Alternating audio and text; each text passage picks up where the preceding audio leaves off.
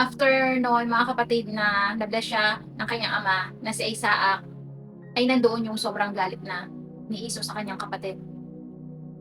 Dahil sa sobrang galit niya, dahil lang nga sa sinabi niya na yun ay pangalawang beses na siyang niloko ng kanyang kapatid, nandoon yung pagtatangka na hindi maganda sa kanyang kapatid.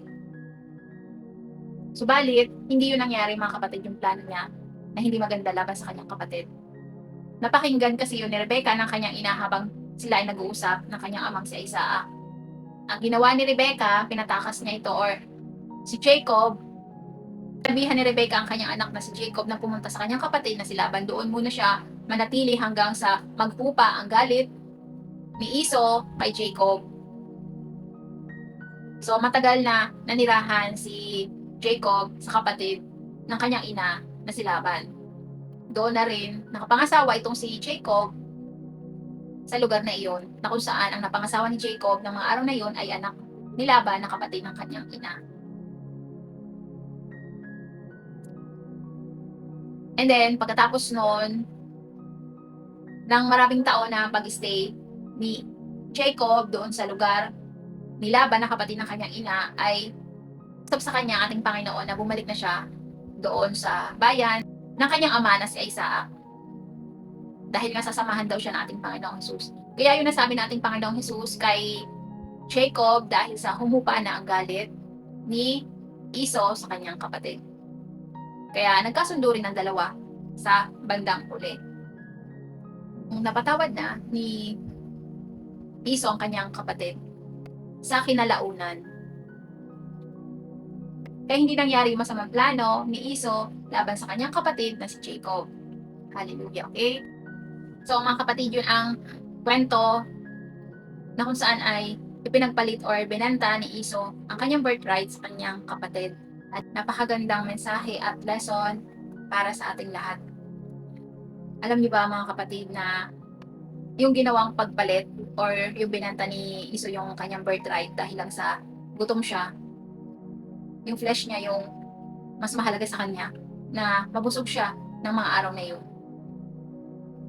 May napapaloob sa Bible na yung labis na pagkain, yung palagi natin pinapakain yung flesh natin, kain tayo ng kain, ay may tuturing na kasalanan sa ating Panginoong Jesus. Ito ay matatagpuan nyo sa Kawikaan. Open your Bible, brothers and sisters, chapter 23, verse 2. Kawikaan, chapter 23, verse 2. Kung palakain ka, pigilan mo ang iyong sarili. Hallelujah. So, yon ang napapaloob dito sa chapter na ito, sa Kawikaan. Na kung tayo ay palakain, nandoon yung busog na, tapos nandoon pa yung crave tayo ng crave. Yung alam mo yun, yung ayaw na ng tiyan natin, pero yung mga mouth natin hindi tumitigil sa kakakain. Kaya yun ang sinasabi dito na kung palakain ka, pigilan mo ang iyong sarili. Meron pa, mga kapatid. Open your Bible from the book of Philippians chapter 3:19. Philippos or Philippians.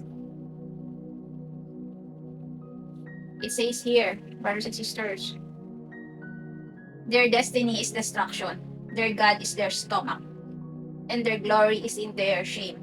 Their mind is set on earthly things. Hallelujah. Yun ang sinasabi dito, na kapag ka nandoon yung mas palagi natin binibigyan atensyon, yung tiyan natin, na kahit nabusog ka naman, tapos nandoon yung kain ka pa rin ng kain, ay kapahamakan ang kinahihinatnan. Dahil nandoon na yung ginagawa nating Diyos, yung tiyan. Yung pagkain, mga kapatid, kapag ka nandoon yung kain ka ng kain, sinasabi nating Panginoon na yun ay may tuturing din na idolatry. Kaya, ang sabi dito is, kapahamakan ang kahinatnan nila dahil ginodiyos nila ang kanilang tiyan. Meron pa, mga kapatid, open your Bible from Kawikaan, chapter 23, 20-21, para alam natin at tayo ay makaiwas din na